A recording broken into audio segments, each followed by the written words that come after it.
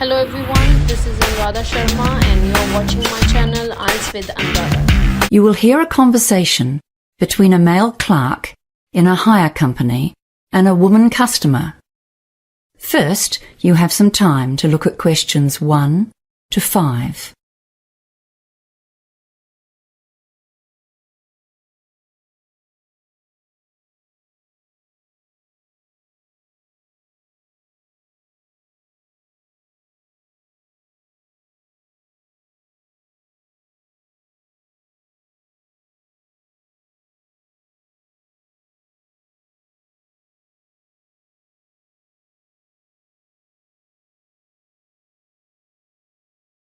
Now we shall begin.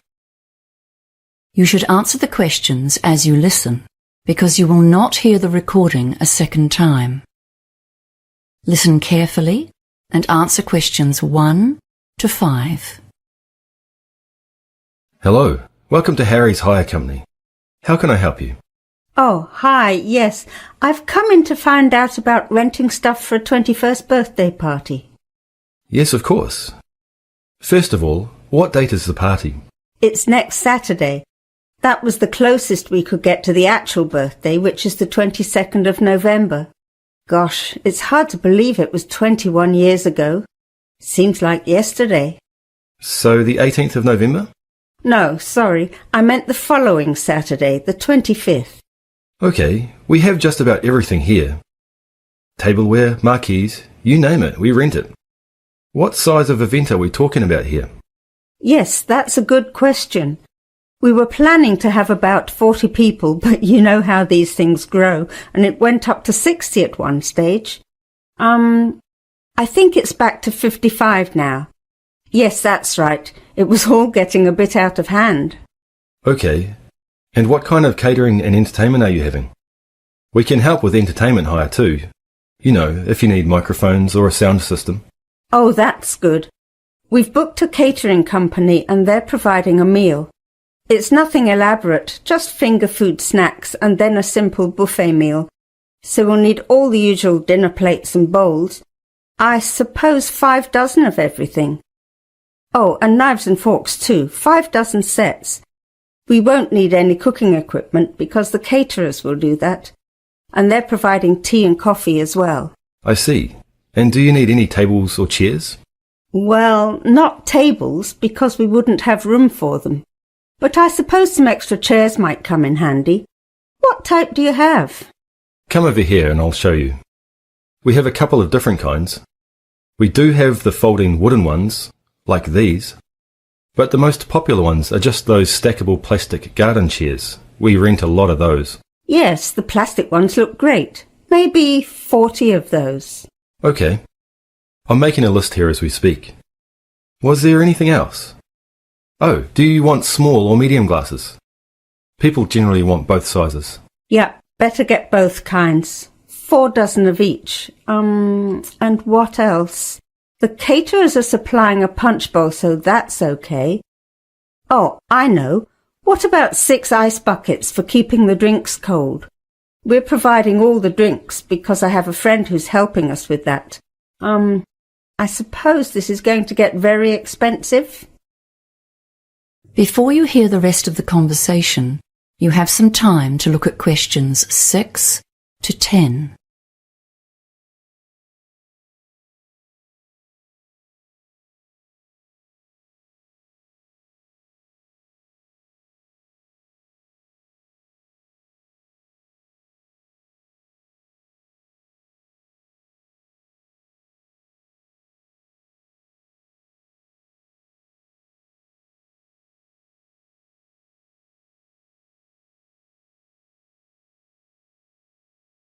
Now listen and answer questions 6 to 10. Well, let's talk about our packages and rental deals. Firstly, what day do you want to collect the equipment? Oh, I'm not sure. Does that make a difference to the price? Well, the weekend package deal is to pick up after 5 p.m. on Friday and drop off before 10 a.m. on Monday.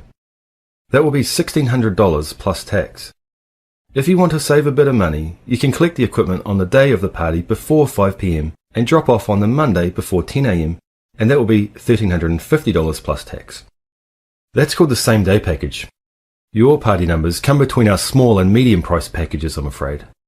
So in fact, you could rent a few extra of everything for the same price. I see. Well, we're not inviting more guests.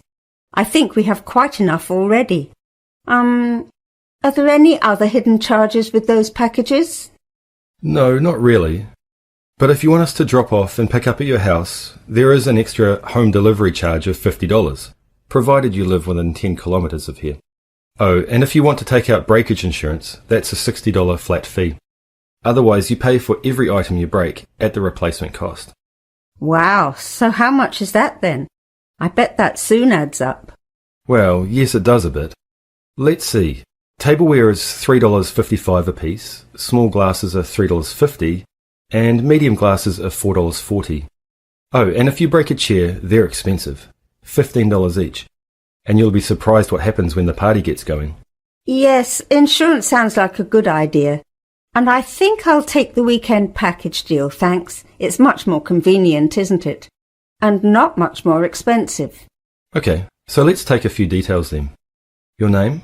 Oh, it's Susan Millins. Is that Miller? No, it's Millins. Right, and your address, please? 28B Sandstone Close, Martinsborough. And just to confirm the order, the medium-sized party weekend package with breakage insurance. And did you want to collect this yourself? Yes, thank you. I do live within 10 Ks, but I don't want to pay any extra charges. I'll get my son to help me. Okay, we'll need an emergency contact number, just in case anything goes wrong. Oh, and credit card details, of course. Oh, yes, of course.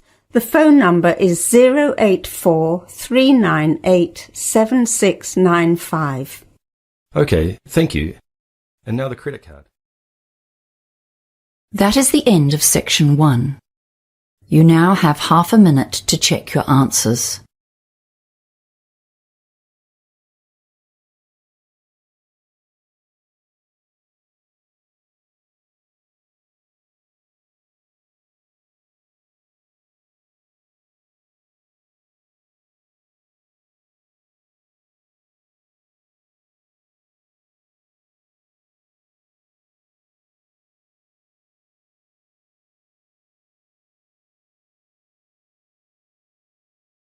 Now turn to section 2. Section 2. You will hear a tour guide talking to a group of tourists who are visiting a cave in Vietnam. First, you have some time to look at questions 11 to 15.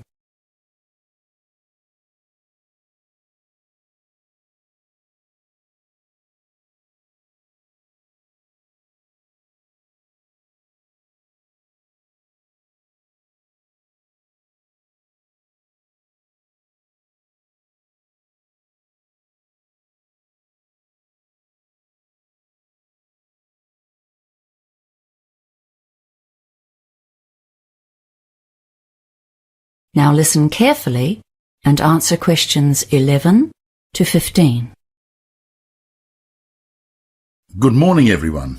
Welcome to our visit to one of the most famous caves in Vietnam. As you know, this cave is famous for its wildlife, and one of the creatures you will observe in here is the small cave cockroach. They live mostly on the bird and bat droppings that are so plentiful in the caves. The guardrails along the trails are covered with these droppings, and this makes a feast for the cockroaches, so be careful where you put your hands. They will not harm you, but it can be a shock if you touch them. Once you're in one of the main caves, look out for the green centipedes. They will not be on the trail, but can often be seen on the wall close by. They feed on other insects and are fascinating to look at because of their colour, and of course their many legs. Please do not try to pick one up though. These centipedes have a very nasty poisonous bite. There are also deep red millipedes. These have a fully rounded shape, and they look like a streamlined elongated train with 100 or so closely packed legs extending right and left. When you get to the large, high caves, you should look right up above you for the swifts and bats. The bats in this cave are mostly a type of dwarf bat, which are common in this part of the world. They will be clustered high up against the walls, maybe 100 or 200 together. They look like shadows high on the walls of the cave. They are likely to be very quiet right now, but because there are so many of them together, you will have no difficulty identifying them. They sleep all day until they all leave the cave in a massive flock on their nightly hunt for flying insects. The swifts are the creatures you can see flying around during the day, especially if they have young ones to feed. They can navigate in the darkness here and will fly outside in ones and twos at dusk to catch small winged insects like mosquitoes. However, they tend to return before it's pitch black outside, and they do not hunt at night. The swifts make nests, usually higher up on the ceiling of the cave. Before you hear the rest of the talk, you have some time to look at questions 16 to 20.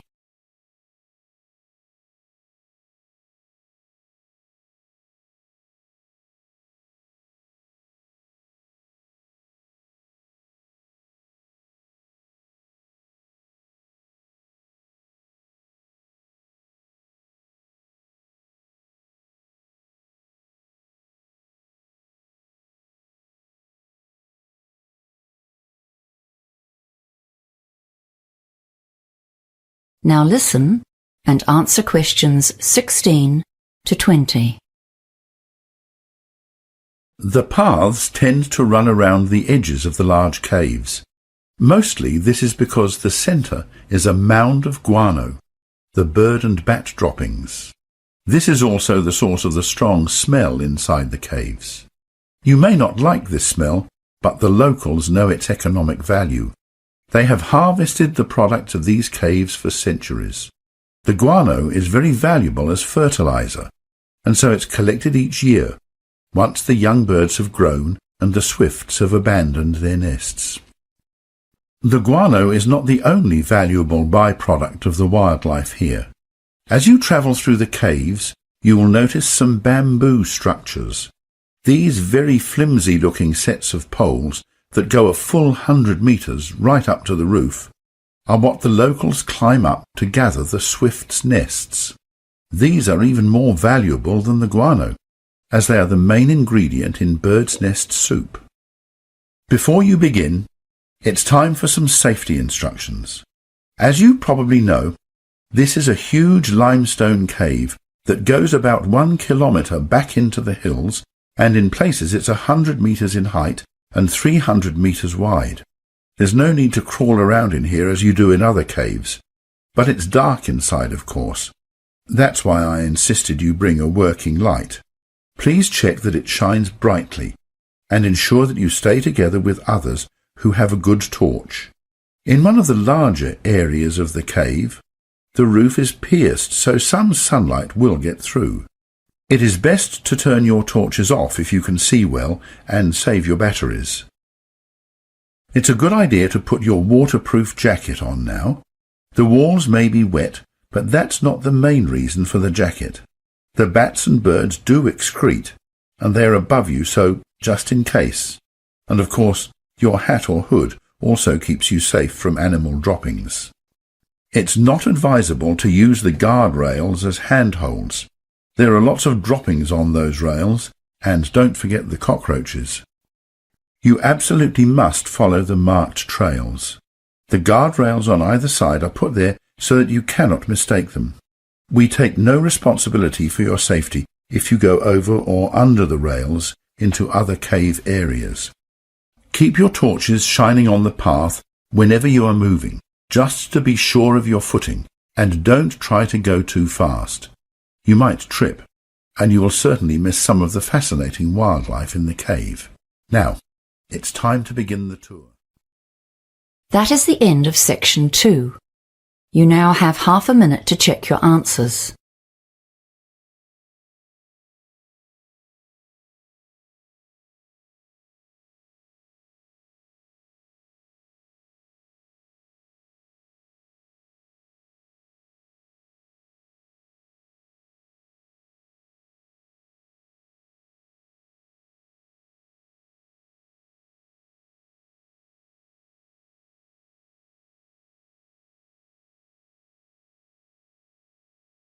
Now turn to section 3.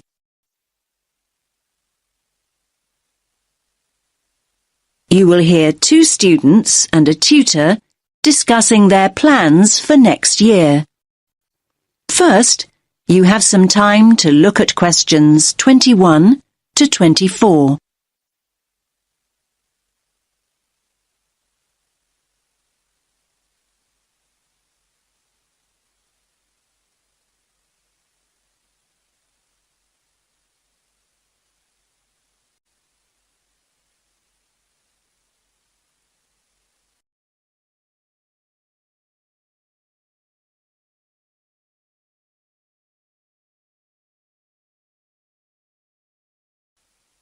Listen carefully to the first part of the conversation and answer questions 21 to 24.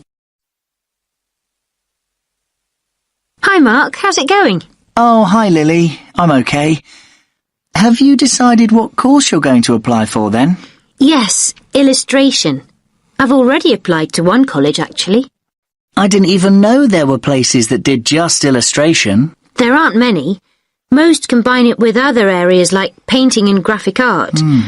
Unfortunately, there are no courses in London, so I've opted for Birmingham. Birmingham? I'm not sure I'd want to study there. Well, from what I've heard, you're thinking of not studying anywhere, Mark. Look, I haven't made any decisions yet, but I'm wondering what the point of carrying on at art school really is. I mean, why not just get a studio and paint? Aren't you enjoying art school now then? Yes, I am, but this is a foundation course, isn't it? I wanted to try out all the different areas. You know, sculpture, computer graphics, a bit of everything. Now I know that I really just want to paint, though. I may as well get a studio and do it. There's nothing more for you to learn then. I didn't say that. This isn't all about a fear of being rejected, is it? I mean, I know you hate applications and interviews and so on. You're not looking for a way out of all that, are you? No, of course not. I'm no more scared of rejection than anyone else. I mean, people not buying your work, that's real rejection, isn't it? Now you have some time to look at questions 25 to 30.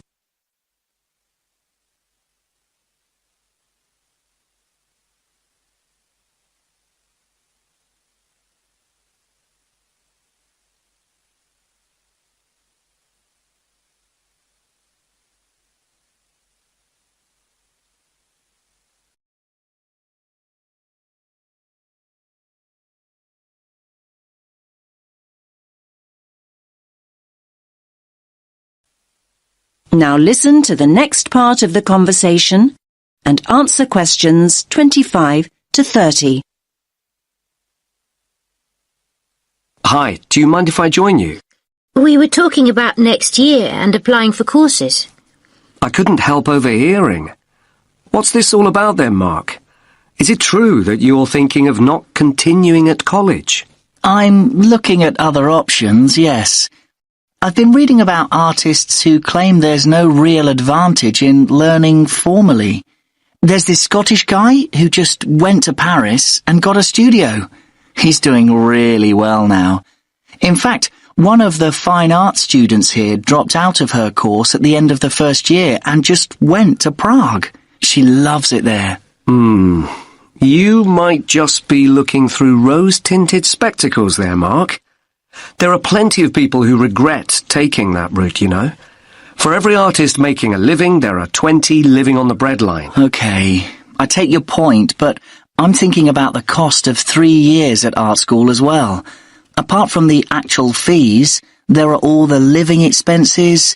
Students are running up at least £30,000 debt by the end of their course. So, this studio you're planning to get, I take it that'll be free then? If you're contemplating working in Paris or Prague, won't that cost practically the same over 3 years? Maybe, but I'd be selling my paintings, wouldn't I? In fairness, Mark, very few artists start selling work just like that. Yes, but will studying for another 3 years mean that I will definitely be able to sell my work? It won't guarantee it, but it'll make it more likely. In my opinion, anyway. Remember that there are plenty of artists who make their name while they're studying. Art schools put on end-of-year exhibitions, and influential people regularly come in looking for talent. Your work is showcased in a way that just won't happen if you're working in isolation. Yes, I do see all that. I'm just not convinced.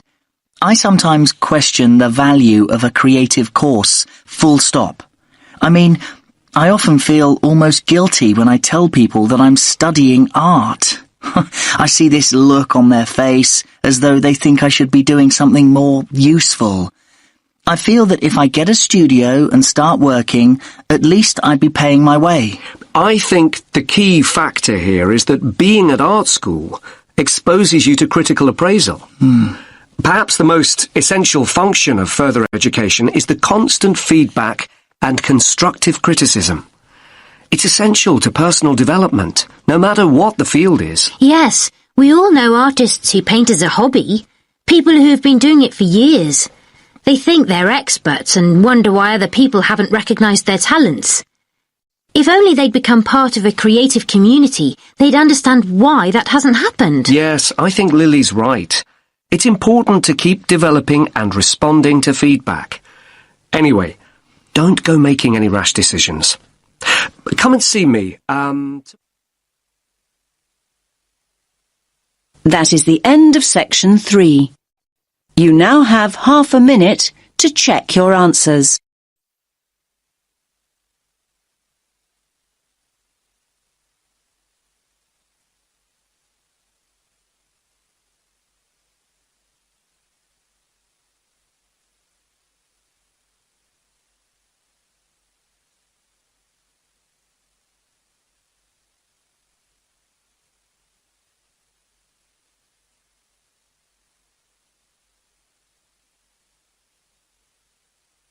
Now turn to section 4.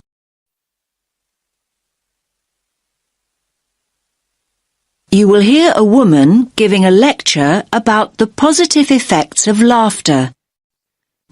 Now look at the questions 31 to 35.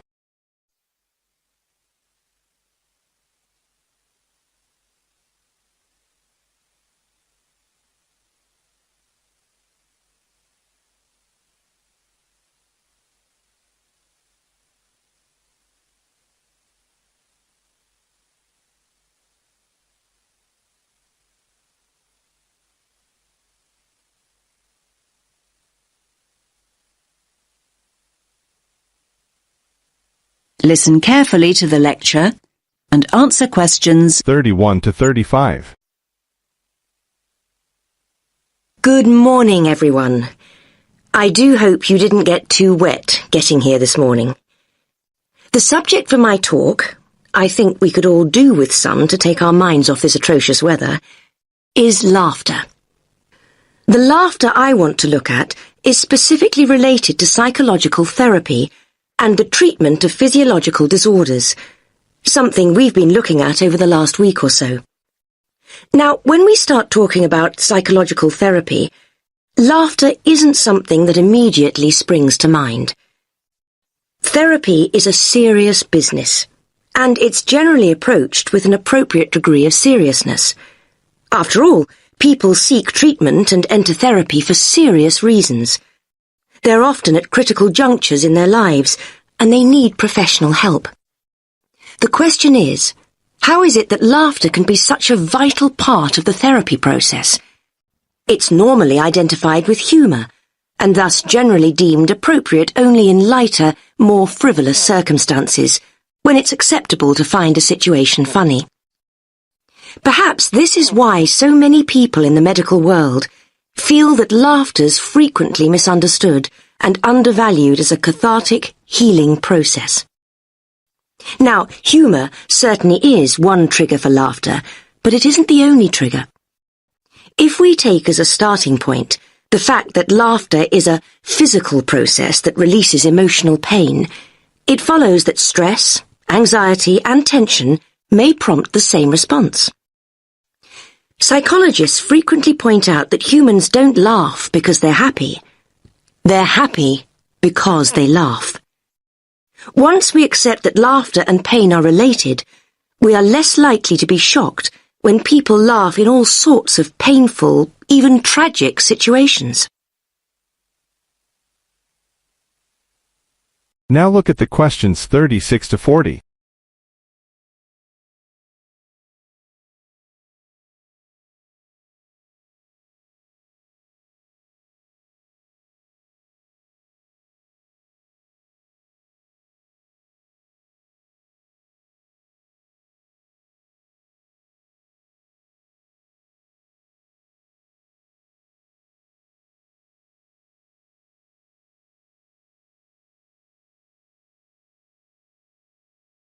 Now listen carefully and answer questions 36 to 40. Cathartic psychotherapy utilizes laughter as an essential medium for healing emotional pain. It's specific to the release of anger, fear, and boredom. When people laugh, they free themselves of painful feelings. The amount of pain the body releases during a single burst of laughter is immeasurable, but we know that the body will keep discharging pain cathartically until there's no longer a need. The only obstacle to the process is the self-constraint we learn to impose on ourselves during our early years. We're taught the virtues of self-control from infancy, and any loss of that control during an emotional outpouring is discomforting. We fail to realize that when we lose control, we actually gain in many other ways. Our cultural preference for processing feelings cognitively, instead of feeling them physically, maintains and prolongs emotional distress. Patients who have had upbringings during which feelings were suppressed may have quashed their ability to laugh, cry, and become angry. Clinicians can help individuals regain these cathartic processes, enabling them to release deep-rooted emotions that may be an obstacle to happiness. Only now has research begun to validate the notion that emotions are stored in the body rather than the mind. Recently developed cathartic techniques allow practitioners to teach patients how to access their hidden emotions and release them. The more catharsis the patient experiences, the more rapidly he or she progresses through the healing process. Laughter is probably the least threatening cathartic process, at least to the person expressing the laughter, and so it has an essential role. It's often a stepping stone to other forms of emotional release, like crying or showing rage. So why, you might ask, has the mental health community been so slow to accept laughter as a healing tool? Well, for reasons I've already outlined. Like any expression of the true self, laughter is radical and revolutionary, and laughing at what is seemingly misfortune upsets conformity. We in the medical professions must challenge the antiquated view that adult laughter is silly and inappropriate. We have to ensure that patients don't reject the healing power of their laughter, in the fear that others will see them as making light of their issues. Traditionally, mental health practitioners have viewed laughter as a way of hiding painful emotion. In contrast, cathartic psychotherapy understands that laughter releases emotion. Through laughter, feelings erupt from within into the outside world. If people suppress laughter, they also stifle the release of pain. The catharsis of laughter doesn't change people's circumstances, but it does change the way people relate to those circumstances. It enables them to take a different view, a view from which terrible misfortune can seem so much more bearable. This allows people to remember, to feel, and to explore without fearing that they'll be trapped by what they can't control. Life's most tragic events often have an essence of absurdity, and this can be the trigger point for laughter. Some people deal with emotional pain instinctively, and come along to therapy already laughing and crying. There are many others, however, that need assistance. That is the end of section 4. You now have half a minute to check your answers.